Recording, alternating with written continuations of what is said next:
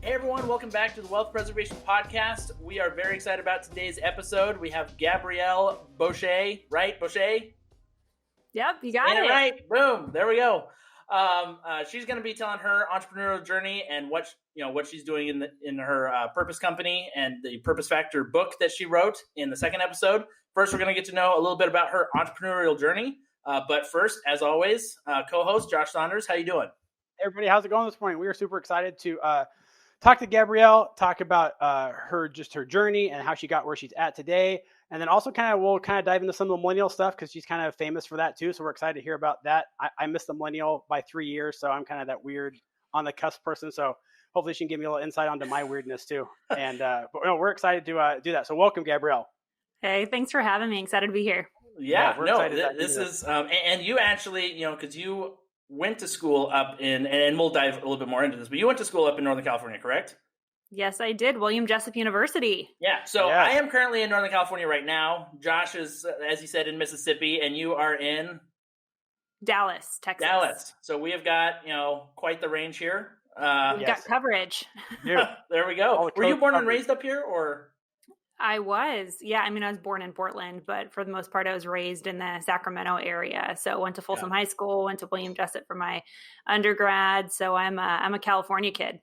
I'm not a Cali kid. You're not from California when you call it Cali. Let's just put that out there. Thank you. No one calls it Cali. Yeah, nobody calls it Cali. Oh my gosh. I went to school on the East Coast and everybody's like, oh bro, you're from Cali? I'll be like, I don't know where Cali is. California? California, yes. We're high class. Exactly. We can afford the second half of that word. Yeah. Nobody calls it Cali, and if you're from Cali, that's awesome. I love that. As a big pet peeve of mine. Huge. Oh, that's awesome. So, and then on just real quick, Mark and I were we were arch rivals. Mark and I went to Colfax High School, so you went to Folsom. So I did. Yeah. Wow. So anyway, thanks for joining us on this episode, everyone. It was nice getting to know you. Bye. Awesome. So, so I'll dive into that first question. So you grew up in Northern Cal. You're born in Portland, but you grew up in Northern California. What was your kind of background? Were you entrepreneurial? Was that kind of what your childhood was about, or did you have parents that were entrepreneurs? Peddling Girl Scout cookies, or where'd the entrepreneurial journey start? Yeah, well, it definitely didn't start when I was young. My parents are entrepreneurs, so they were restaurateurs up in Portland. Then they got into kind of the construction and roofing space in Northern California.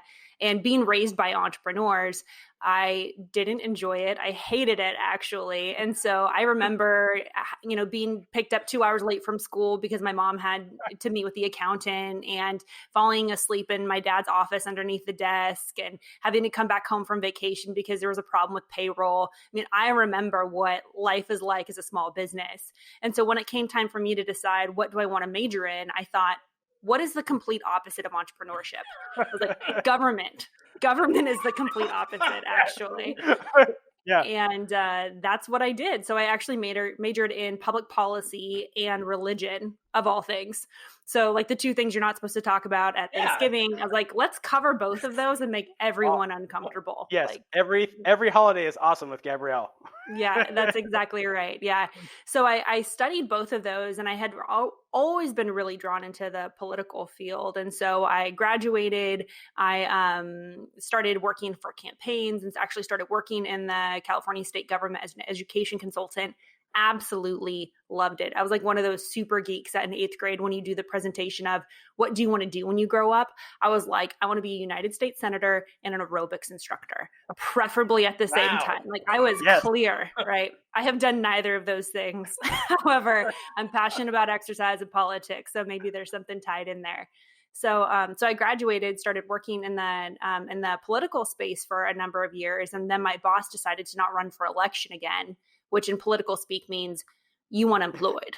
So I had to kind of reinvent myself and experience what I lovingly refer to as the quarter life crisis of trying to decide, is what I'm doing what I want to do? And what kind of direction am I then going to take? And so my entrepreneurial journey took a lot of twists and turns. I was kind of running away from entrepreneurship as hard as I could. And I think my parents didn't say it, but they were probably pretty disappointed that I didn't get into the entrepreneurship space until I was about 23, 24. Because for me, I was just looking for any other opportunity that had a semblance of stability, because entrepreneurship is the opposite of stability. Yes. But I found myself a couple years later at a place where I was living in Washington, D.C. I was working for a nonprofit. And oftentimes I tell people when they want to start their own company, don't do it for the lifestyle or the freedom or being your own boss, which is such a bad tagline to recruit people to entrepreneurship, because you are your own boss, but you're the worst boss ever. Your boss does not let you sleep, does not let you go on vacation, does not let you take a minute off. Yes. Your rest breaks are blinks. So the biggest difference, I think, for when I got into the entrepreneurship world from what everyone was kind of peddling at the time, because this was like the height of the side hustler phase of everyone's like, do your thing on the side and, start your company, from your jammies and all that other stuff. Is that like Tim Ferriss, that 2006, 7, 8, 9 Tim Ferriss That's era? Exactly right. Yeah. When everyone was starting their own business. And I ended up writing a book actually as I was starting my business called The Millennial Entrepreneur, because I was so interested as to why my generation was so obsessed with entrepreneurship. I was like, I'm doing this accidentally. Like, I'm doing this because I feel like I have no choice. Because and you're trying to get as far away from it as possible. I mean, you were just like, what has a paycheck? Yeah, exactly. And healthcare, right? Because I was like, what in the world? Where's my life gonna, not be this dramatic? Mm-hmm. But what I tell people all the time is, don't be an entrepreneur for the lifestyle. Do it for the transformation, and do it because you see there's a hole in the market, and the people you want to help are unserved or underserved. And that's essentially why I got into it, is because no one was doing what I wanted to do. I saw there's a hole in the market, and I knew I could do it better than everybody else. Yeah. No, and that, you're very right on that whole be your own boss, like fallacy or kind of like wish that everyone has. It's kind of like this unicorn. It's like, when you're complaining about your idiot boss, well, when you work for yourself, you are your own idiot boss. Where you're just like, dang it, why did I do that? Oh, it's because I'm young and I'm an idiot. Like, of course. And I want to go back to your parents sleeping under your dad's desk at the office and stuff. I get that. My dad owned a wholesale produce business, and they gave us phone training to make sure that when the house phone rang, we answered the phone correctly. Of course. Because they didn't want, a customer calling the house and, the son being like, yeah, I don't know, I haven't seen my dad in a week, or, whatever, that's not how you want your business. So are you my dad? I haven't talked to him in 17 weeks. We're a family business. Yeah, we're a family business. Yeah. So I totally understand all of that stuff. So you got out, we're in the political space, and kind of, why didn't you stay in the political space? I mean, that's something that's always going to be around. Why did you decide to get out of it? Yeah, I think that there was a moment where I kind of felt, being the millennial that I am, I wanted to go into politics and change the world, right? That's where I was like, that's where the transformation is going to happen. That's how I'm going to help people. But I started to learn I was a bit more of a problem than the solution working for the government. And there wasn't a lot of opportunity for change. I was shocked at how any entity, government or otherwise, didn't want to learn from itself and improve. And there was this mindset of, I'm just okay with doing the bare minimum. And any existing entity, government or not, I mean, we work with the military, we work with manufacturing organizations, we work with a lot of established entities, and they all have that kind of mindset of, that's how it's always been. And that didn't sit right with me. I was like, there's got to be something bigger than that. And so I saw kind of the exit. Sometimes everyone's going to have a crisis of meaning. And I think you either choose the crisis or the crisis is going to choose you. Sure. And so sometimes people will wait until there's a layoff, a divorce, a death in the family, something tragic to make a change in their life. And then a very small select few of us will choose to create this crisis for themselves to prevent the deeper wounds later. And unfortunately, I wasn't that smart. I waited for the layoff. I waited until, oh crap, what am I going to do with the rest of my life, to really think deep. And I did what every good millennial does, is I went and spent a summer in Europe, traveling around, trying to find myself, trying to really figure out what makes me happy, who am I, and what am I doing? Because I think a lot of times when you get onto a career path, especially if you had a really clear plan and you wake up one day and you're like, this plan isn't working out, you have to then realize that first you have a choice. you have a choice in how your life is going to turn out. You have a choice in how your career is going to turn out, the kind of impact that you're going to have. And secondarily, you need to take your life back and decide what kind of impact and influence do I want to have.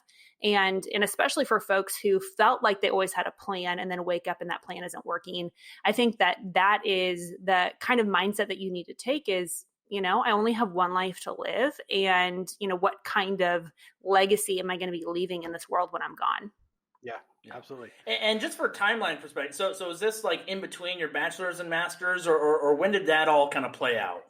Yeah, so I participated in what I call the arms race of education, which is I just kept going back to school and getting more degrees because either no one was hiring me or they told me, go and get more degrees because people will pay you more.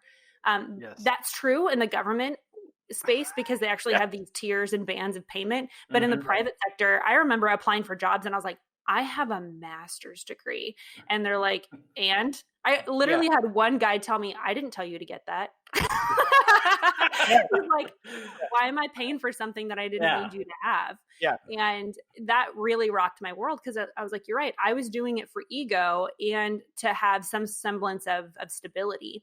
And because that's what everyone was telling us is just keep going back to school. So I got my master's in government, which I use 0%. But it was certainly, I think, a learning experience of me taking responsibility and saying, hey, I thought I wanted to go this direction in my life. And I woke up at 23, 24 and realized that's not what I want. And so rather than boo-hooing it or saying, oh my gosh, like now I'm stuck in this career forever. Because whether you're 23 or 63, so many people are like, well, this is the path I chose, so I might as well double down. Yeah.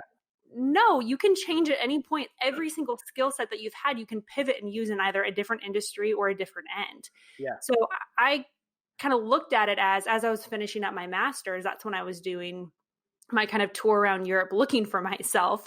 I said, okay, great. Now this is my time to kind of reinvent myself again, realize that my plan wasn't working out, but that doesn't mean I need to return to a plan that isn't working. Now is the time for me to be able to say, okay, great. Now I'm going to make a different plan for myself. Yeah. So I want to jump back because you brought up a really great point. We've talked about on the show multiple times about education and college. And from the millennial point of view, where do you think college is going to play in the future? And how do you think the millennial generation is going to shape how school is done, and especially college and follow on? Where do you think that's kind of going? The higher education experience has changed so dramatically, especially post-COVID, because number one, we have a generation, so Gen Z, that generation after millennials, that everyone likes to hate on more than millennials, which is so exciting. It's like we finally get a reprieve. We're finally off the ends list. Yeah, that's exactly right. Whenever I speak on millennials, and I speak all around the world on millennials, I'm like, let's talk about Gen Z because they suck. And everyone starts laughing. I'm like, I mean, millennials suck too, but like, let's just give us a break here for a second.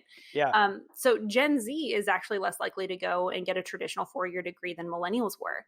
I'm the first person in my family to go to college, first person in my family to go and get a master's degree. And no one was telling me, Gabrielle, you need to go to college. Everyone was asking me, what college are you going to? Yeah. And there was an expectation for our generation that you're not going to make it unless you have a college degree, which we certainly know that's not the case. Generation Z, who's coming up right now, saw their cousins, siblings, friends graduate with a ton of debt and no job and no direction, and are now saying, well, that doesn't quite make a lot of sense. So I think as millennials, it's kind of twofold. As millennials are getting into higher education and becoming staff, professors, et cetera, I think that they're making some really important adjustments to make the information stickier and more relevant and less theoretical. But I also too think that the demand of the Generation Z generation who's coming in is saying, you know what, this thing better work for me. And post-COVID, everything's virtual anyway. And so we're in a whole new world of higher education that I think is going to be one of the biggest and best frontiers for innovation is how do we equip a new generation to not only live better lives, but do greater things.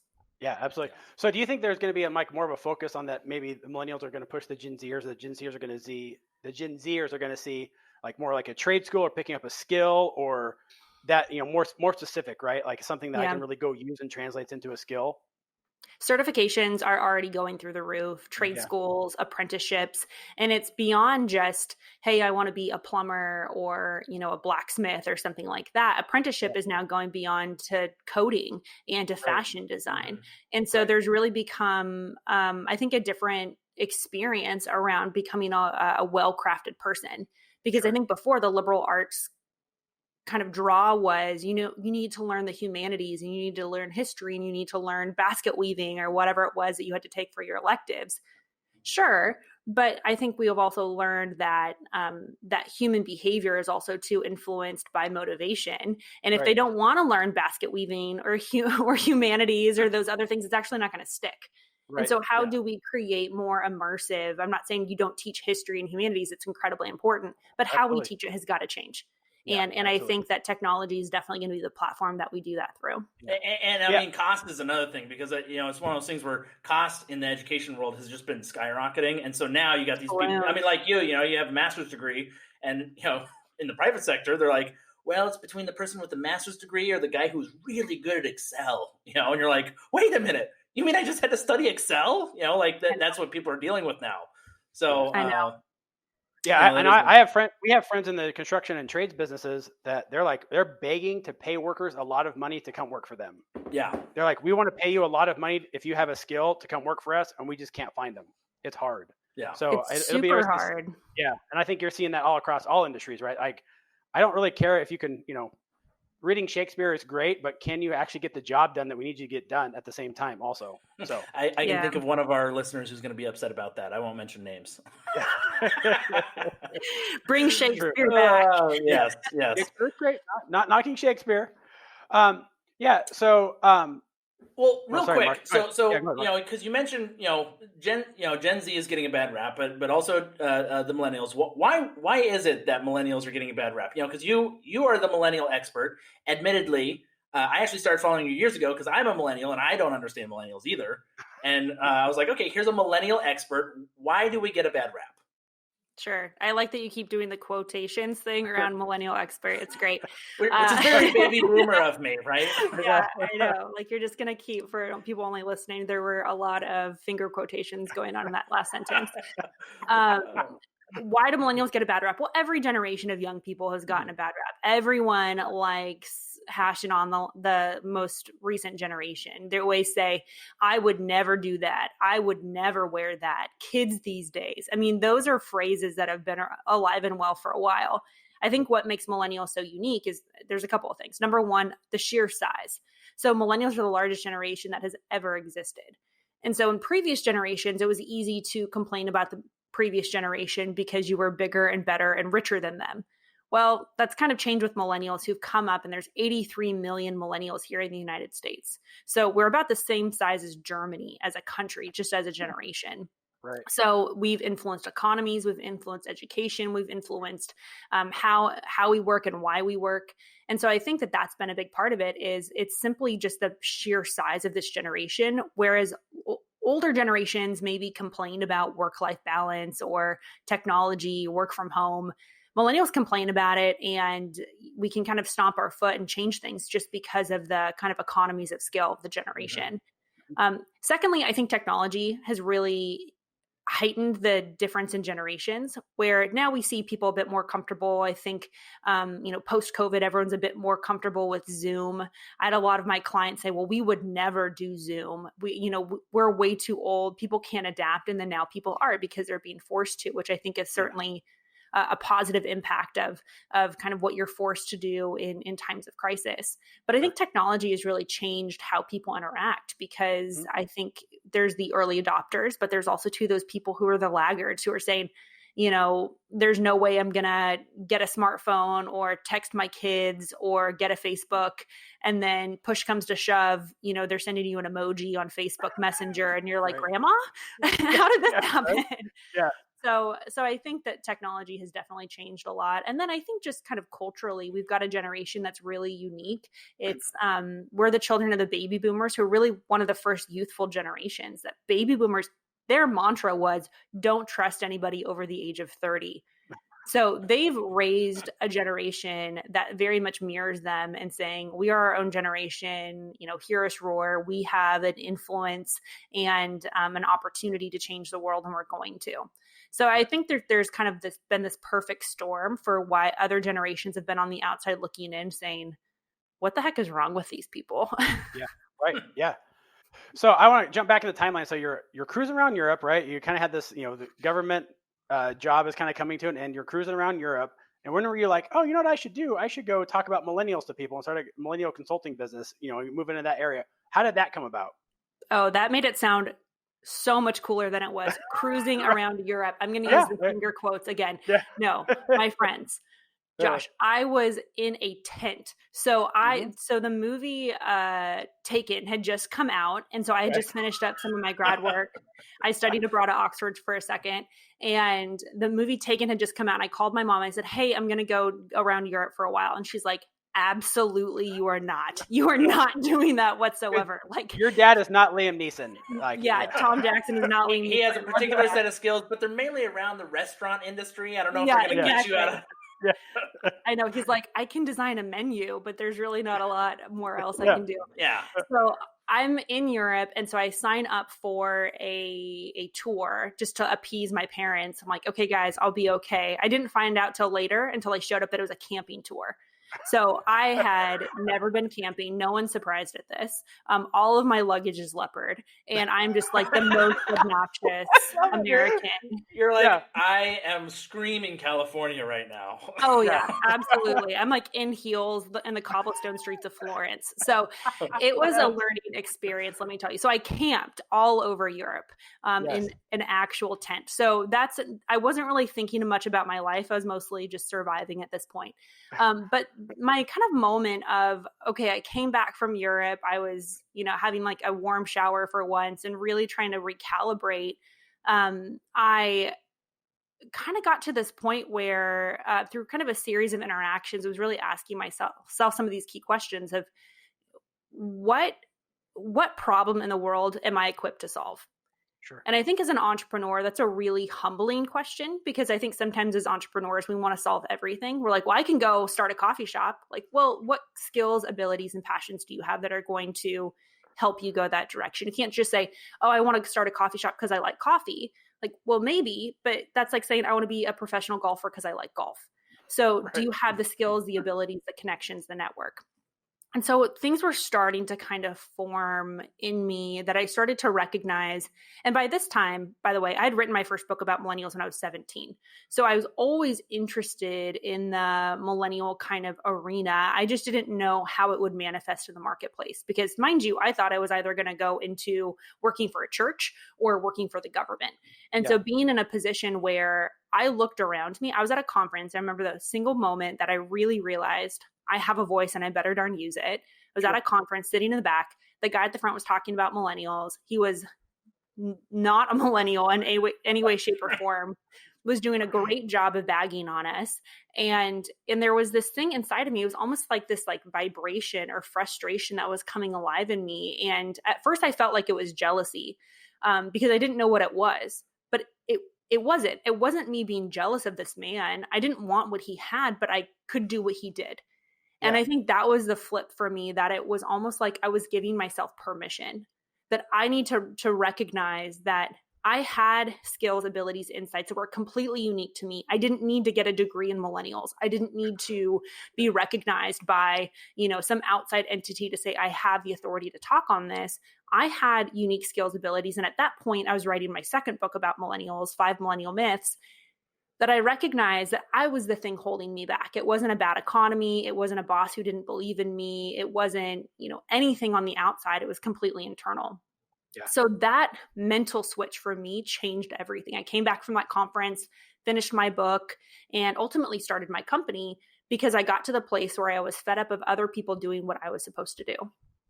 And so you were, because you were on the track of like, hey, I'm either going to live off tax money or tithe money.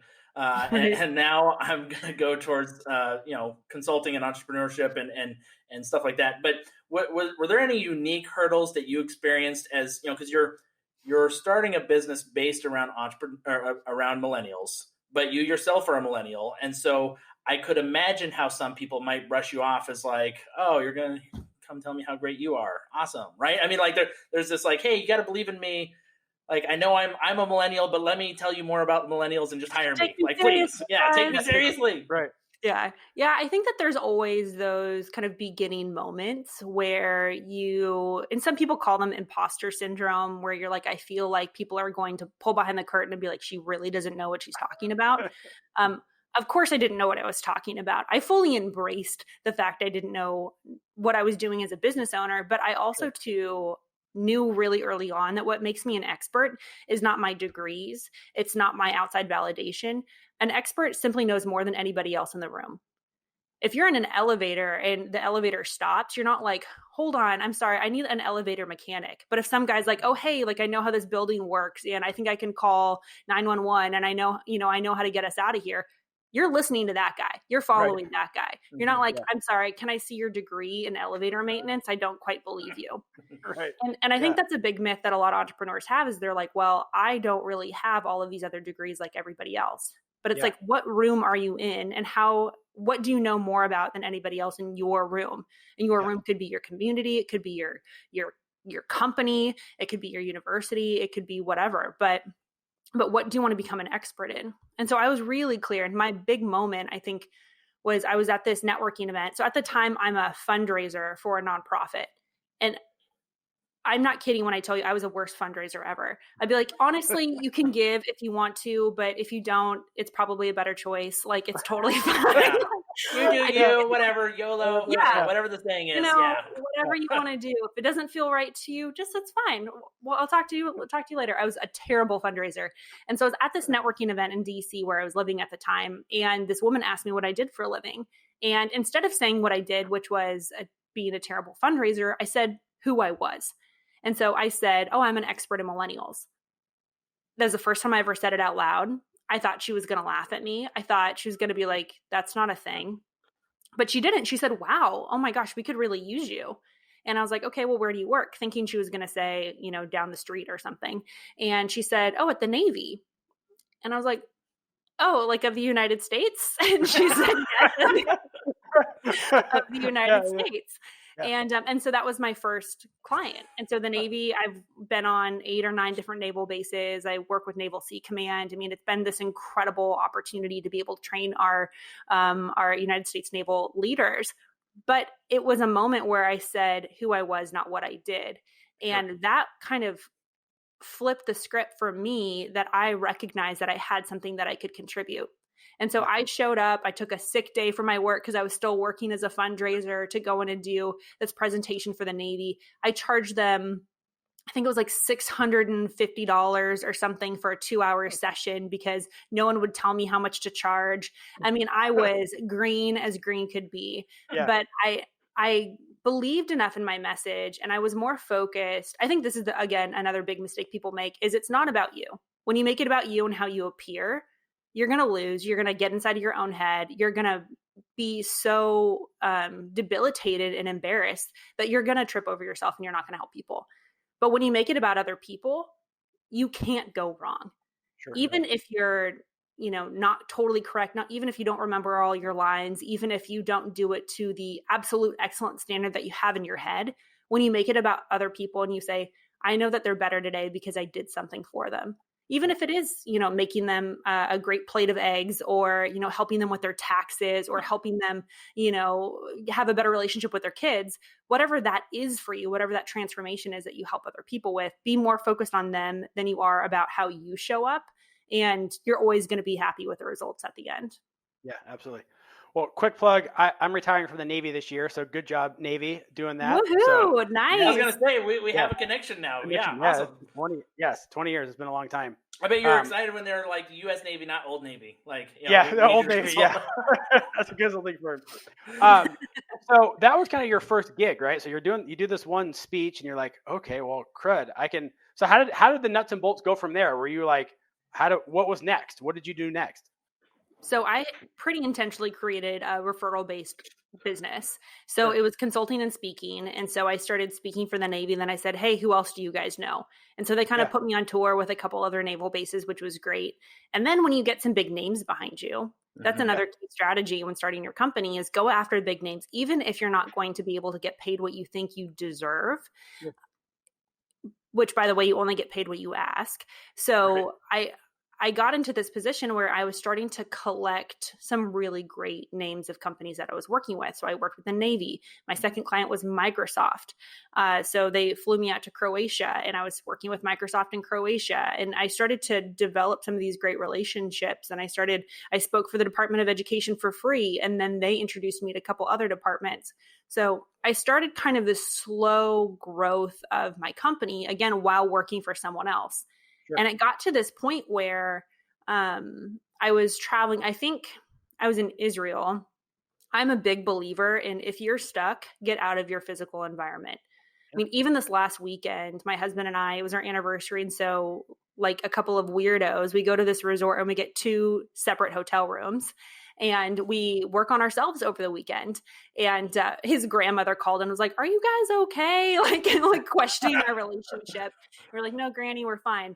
Because we are big believers that you have to work on yourself individually to make a great relationship together. Sure. And so we leave our physical environment all the time. We go and even if it's a staycation here in Dallas, going to get a hotel for the night because you think differently in different environments. So that's really where a lot of my big revelations have come from is when I left my physical environment and went into a new mental space because I was kind of changing what was around me. So I was in Israel and I remember I was kind of at this point where I was like, do I quit? Do I not quit? And I kind of felt like one of those like little kids who pick up a daisy and you're like, should I quit? Should I not quit? Should I quit? Should I not quit? Because I had no rhyme or reason. I had no business strategy. I'm not kidding when I tell you that I literally Googled how to start a company. And that is how I started to incorporate. I mean, I asked my parents because they're business owners, but it's such a different world. Like to this day, I don't think my dad thinks I have a real job. And my cousin just told me the other day, he's like, I'm pretty sure you're a spy because I'm not quite sure what you do for a living. I was like, that's cool. Yeah. Let's keep that going. Yeah. Yeah. That's way cooler than millennial expert. I'd rather be a spy. Yeah. Way cooler. Way cooler. Yeah. So hard to put on a business card though, but I'm not opposed to it. So I got to this point where I was kind of out of my physical environment, trying to decide, do I quit? Do I not quit? And I had this moment where I was like, what am I going to regret more? And like, even today, I tell people I'm in the business of regret minimization. Like, I don't want to meet someone in their 50s, 60s, or 70s who have major life regrets. It's the most heartbreaking thing to meet someone who's like, I should have, but I didn't. And so for me, it was like, what am I going to miss out on? Sure, I don't have the economic stability of working for this same job. I don't really have a business plan. I didn't know how to write a business plan. And I just decided I have to do this. Not usually what I tell people. I usually tell people if they're going to start their own company, have some sort of a plan. I didn't. So I jumped. And I remember going into my boss's office and I said, hey, I'm quitting. And he knew that I was kind of working on some stuff on the side and just a really gracious, wonderful man. And he said, are you scared? And without blinking an eye, I said, yes, but I'm more afraid of what will happen if I stay. Yeah. And I walked out of that office and it was like me burning the ships and saying, okay, Gab, you've got to figure out how to make money here. Yeah. And I did. And it was bumpy. It was a bit of a hot mess all along the way, but it was something that I knew that if I kept trying to side hustle for too long, it was going to be a hobby and not a calling. And so that's really when I kind of made that big switch in my life. Yeah, so that, awesome. There was like so much to unpack there, and I feel like we could go on for like a couple hours just on that. I mean, we covered like millennial expert, starting a business, marriage advice, and taking staycations with separate hotels. If my wife and I ever do that, mine's going to be conveniently located next to a brewery, and regret minimization, right? Real quick, before we dive into some of that, I kind of want to know, because I feel like for a lot of millennials and for a lot of entrepreneurs, right, when they start a business, there's this sense of like, hey, keep your circle close, right? And you were like, no, go for big names, like throw the Hail Mary, go out there and do that. What was that like, or what did you do to start getting the attention of big names? Because I feel like that is just such a lot of people don't do that. Most people don't. And it's because there's a fear of rejection in all of us.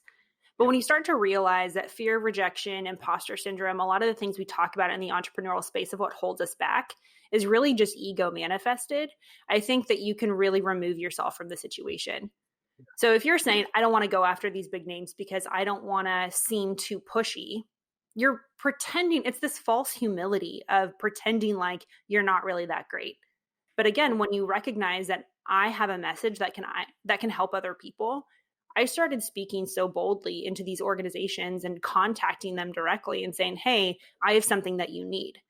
And what's the worst that they're going to say is no. Okay, great. Have a great day. And you kind of move on. Yeah. And I mean, I'm not like a robot. I'm not dead inside. I get embarrassed. I'm not pretending like I haven't had to deal with any of these things, but I've had to re-rack my brain in my entrepreneurial journey to recognize it's not about me. Sure. And it's not about my brand, and it's not about my website, and it's not about any of those things. I don't call myself America's millennial expert for me. I really don't care. I mean, I genuinely don't. I think it'd be cooler to be called like a spy or, pick another cool description that I could come up with. I call myself an expert for other people. And we do that because we want other people to have confidence in our ability to help them. You're not going to go to a surgeon and say, hey, are you the expert? And the surgeon says, no, but I'm pretty good. Like, I'm pretty proficient in this. You're like, leave right now and bring in the expert. Right. You want someone who has confidence in their abilities. And so that's why you call yourself an expert, is so that people trust you enough for you to be able to really do your job and for you to really, really help them. Absolutely. So I know we're kind of running short on time here. We only got 15 minutes. We got a couple more things to cover. So let's talk about how did the TEDx thing, you speaking at TED Talk, how did that come about, and kind of what was that process like? Yeah, speaking for my TED Talk was definitely one of my big dreams. It was on my dream board. It was something that I was focusing on and really wanting to make happen. But I think it's also too a beautiful reminder of you can do everything you want, and if you're not ready and the timing isn't there, it really doesn't matter. And so I had applied for 10, I think, different TED Talks. And I had an in with one of them. One of my good girlfriends was on the selection committee. I was like, that's it. I know that I'm going to get in. And it didn't happen. And then the next year I applied for a few more and it didn't happen. And then out of the blue, someone calls me and says, hey, we're doing this TEDx event. Do you want to speak? And I was like, is this a prank? Is this my husband prank calling me from the other room right now? Yeah. And it wasn't a prank. It was legit. And it was literally someone who had seen me, or I think it was like someone who had heard of me, who had seen me from a couple of years ago, who made the introduction. And, awesome. And I learned a lot about how you don't know who's in the room. You don't know who they know. So you could have 4 people in the room. You want to speak to 400, there's 4 people. You talk to that room like there are 400 people in that room, because you don't know who they know. And luckily I was kind of ignorant enough in my early days that I was, hustling everywhere I could. And so I did a lot of events for chambers of commerce. That's a great way to go and get connected, find rooms of people who have connections, even if you're not getting paid for what it is that you're doing. Find ways to add value to people and be in front of rooms that you're seen as the expert.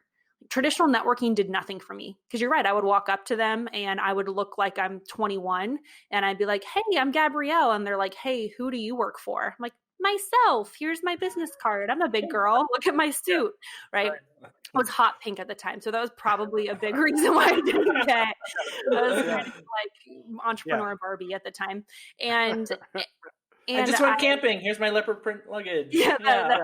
Right. I'm like, I'm a camper. Can't you tell?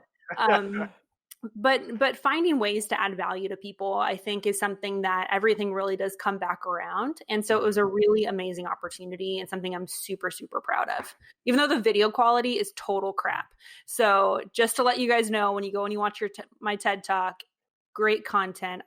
I know that the video quality isn't that great, but that's okay. Content matters, right, guys? Just put the headphones in and close down the window. Boom. Yeah. It's fine. Yeah. No, it's perfect. So let's talk about the 4 books you've written. So what are they, and how can people get them, and how do you? And who are they geared for? Right? Because I'm sure they're not. I mean, maybe there's some variation who they're geared for. Yeah. So it's 5 now, which makes F me on sound like an research from Mark and overachiever. Josh. Well, I know it's a bit of a problem, actually. I'm constantly working on new books, which I've written the last two with my husband, Brian, who's a rock star, but he also too kind of levels me out because if I could do anything all day, I would just be writing just constantly, which I kind of secretly am. Please don't tell him. He won't listen to this, so it's okay. I'm telling him that I'm... Nope. New goals. We're going to make him listen to it. That's what we're going to do. I'm going to tag Brian in every single one of our posts. You should. Okay, that's great. I like that idea, actually. Ambush Brian, listen to your wife. More than just the podcast, but also the podcast. Well, it's so funny because we both are doing so much promo for this book, The Purpose Factor, that he's doing so many podcasts and I'm doing so many podcasts. And we'll get off like, that was so awesome. You should listen to it. And we never listen to each other's ever. Yeah. So like, I listen to you so much after hours. I don't want to listen to you during the day. Yeah. I know. Like our Audible just came out and it's him talking. And he's like, well, you're going to listen to it, right? I'm like, I mean, maybe. Like I wrote the book. I know what it sounds like. Yeah. Like it's okay. Like at the hotel by myself, I'll put it on. Maybe. Yes. Yeah. Well, he has an incredible voice, so I probably should listen to it because the publisher asked, hey, do you guys both want to do it? And like, I can't even listen to my TED Talk or my voicemail. Like, I'm like not one of those people who likes the sound of my own voice. I'm glad that my husband does because he's got a good one. So to your point, my books. So my first kind of big book was 5 Millennial Myths. So it's a handbook for managing and motivating millennials. So that's really a business book where you're looking at how do you lead the next generation. And then it's also targeted for millennials as well, as essentially how to stop sucking. How do you recognize stereotypes that are associated with our generation? How do you overcome those stereotypes and what do you do with it? I wrote The Millennial Entrepreneur, which was kind of a study of millennial entrepreneurship, of why do we start businesses and what kind of impact economically is the millennial entrepreneur going to have on kind of the market at large, which was really interesting. I think because a lot of young people say that they want the lifestyle, but again, it's what does the impact look like? And also too, what has the gig economy done to influence the economy? What is an actual entrepreneur versus what millennials consider an entrepreneur? Like having a side hustle, they consider themselves an entrepreneur, but economically, maybe not so much because it depends on how much you're kind of contributing to kind of the bottom line. Let's see what else. Keep Them Longer is focused on employee retention. And I wrote that one with Brian, which is pretty awesome. And then The Purpose Factor, which just came out a couple of months ago. And it is all about how do you find your purpose? How do you apply your purpose to what you do every day? How do you find more fulfillment? And essentially, how do you get clarity to figure out what's next for you? I mean, we're all kind of going through different seasons of trying to figure out who am I and what do I want to become? And so this really gives you a really clear and concise roadmap of what it looks like to kind of figure out those next steps in your life. Perfect. That's a perfect segue because that's what we're going to talk most of the next episode about. So I was about to say the next episode is all about the Purpose Company, the Purpose Factor, and how you got Dwayne Johnson to endorse that book. So yes, and if I can somehow parlay this into being an extra in one of his films. See what I can do. So we like to do Gabrielle. We like to do a speed round. So these are give us like nice one sentence answers or kind of whatever pops off the top of your head. So we'll have some fun. Mark, you can go with the first one. Yeah, if you could go back and give young Gabrielle a quick like 1-2 punch piece of advice, if you were to start all over again, what would it be? I would apprentice myself to someone a lot earlier. I would, as a young person, find people who are doing what I even think I want to do and spend a summer with them. It was something that I read a lot. I did a lot of research, but I kind of had mentorship from afar. I would get in front of those people, follow them around, kind of just be their walking stick and hang out with them. And I think a lot of mentorship is caught, not taught. And so I definitely would have put myself kind of in the realms of great people. Perfect. I love it. That is a good one. For the millennials, what excuses or habits do the millennials have that they need to kick to the curb? Gosh. I think the big one is blaming our parents. I'm so over people blaming our parents saying, oh my gosh, well, they coddled me and they didn't really let me fail. It's like, well, let yourself fail. How about that? How about you're an adult? How about you have kids and a mortgage? So stop blaming your parents. So that's kind of my big one right now is us blaming our parents. And I mean, the whole like, oh, they didn't teach me this. I mean, you're a good example of this. Google it. I literally Googled how to start a company, you know? Right. Okay, so getting off business, if I'm ever in Dallas, a good local eatery, like local primo, hole in the wall place. Sure. Well, it's not really. I mean, they have other locations, but the number one pit stop I take everyone to is Velvet Taco. I'm a taco connoisseur. I don't really want to like talk myself up that much, but I'm really into tacos. So Velvet Taco, I think they have locations in Atlanta and a couple other places, but it is absolutely an incredible place to get your taco on. Velvet Taco? Okay. Yeah. Well, Mark's a big beer guy. So is there a big brewery in Dallas that's good too? A local? Probably. We're not really big beer people. Okay. We're big wine people, which under no circumstance you should have Texan wine. Just going to put that out there. Yeah. I don't know if they sponsor you guys either, but thank you. Do not make the mistake. They are like, oh, but we use California grapes. I'm like, I don't know what you did. I don't know what happened. You ruined them. Okay, real quick. So you know HEB, right? As you're a Texan, you know HEB. They have that wine, their local brand called Tisdale or whatever I think it's called, the HEB. And we would have friends that would buy it at HEB and try and serve it to us. I lived in Corpus Christi for a long time. And I would be like, this isn't wine. I don't know. You can call it something else. It might have alcohol in it, but this is not wine. Please don't call it that. That is not. Yeah. It's an attempt. It's an attempt. I mean, it's valiant, but yeah, I just don't like I'm not a big Malbec grape guy.